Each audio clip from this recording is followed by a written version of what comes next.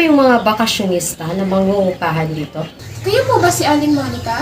Ako nga, tuloy kayo. Ganda naman. Wow.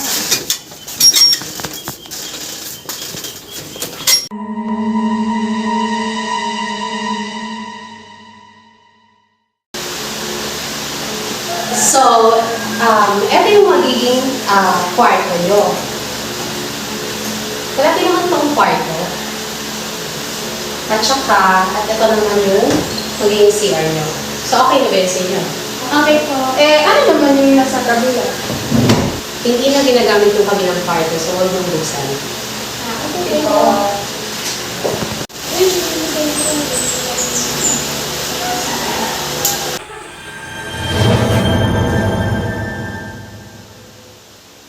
Uy, di ba guys, bali-balita na may namatay daw dito?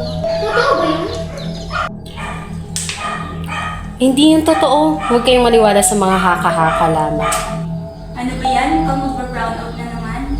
Oo nga, kalabat naman ako. Di ba may trending? Ano sumasayaw na mag-cover? Sa TikTok?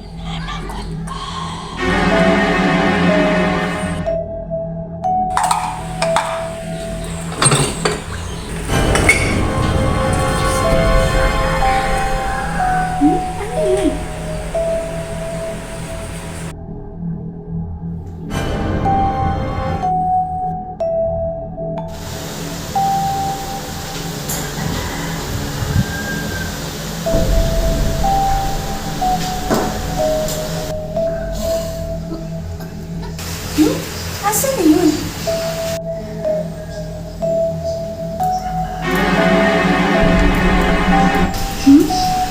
Ano to? Ba't may dugo? Ano to? Ba't may putik dito? May dugo! Guys! Guys! Alin kayo! Dali! Bakit? Nasugalat ka ba? Ano yan? Ba't may dugo? Saan mo nakuha yun?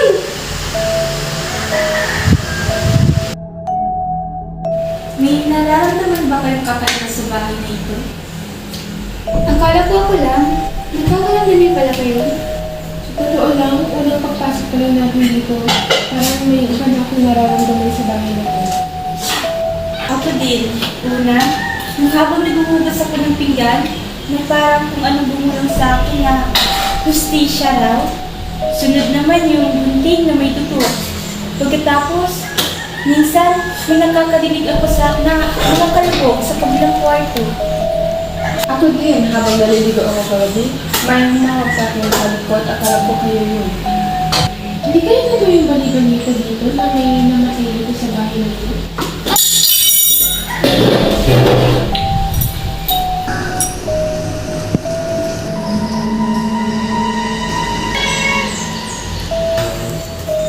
Okay ka lang? Wala. Okay.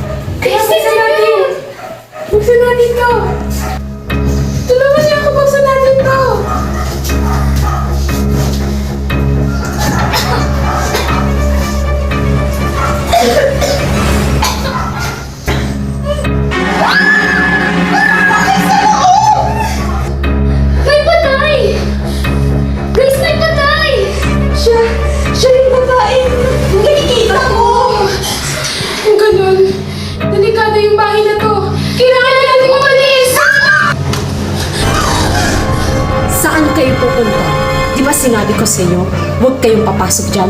Ikaw? Ikaw yung pumapatay? Pinalaan ko na kayo, di ba? Huwag kayong papasok sa kwartong to. Pero bakit mo siya pinatay?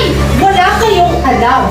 Pero mamamatay tao ka! Hindi na ako masisisi dahil hindi nyo alam kung ano yung ginawa niya sa akin. Kaya ko lang naman siya pinatay. Dahil nilalandi niya yung asawa ko. Nang dahil sa kanya, naghiwalay kami. Iniwan ako ng asawa ko. So ngayon, sabihin mo sa akin kung ano yung dahilan, kung hahayaan ko ba siyang mabuhay nang dahil sa ginawa niya, mas naging miserable yung buhay ko.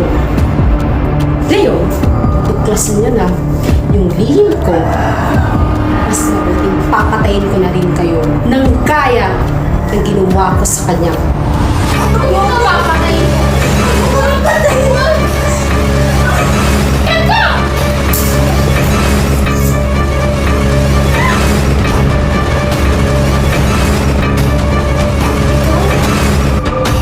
Papatay ka na ba? Pinatay na kita! Bakit ka nagpapakita sa akin? Ano pala mo? Magiganti ka?